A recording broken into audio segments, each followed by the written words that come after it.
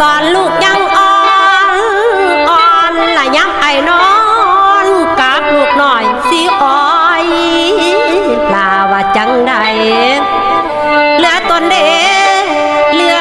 ตนลูกน้อยให้บ่มีแม่คอยแลดูละน้ำตาผูวัดยามมองโอ้ยเดี๋ยวซองดูเหลือตนเจ้าละคันแม่นบุญสองเฮาเคยพบกันแต่ลังคุณขอให้น้องได้มีบุญตู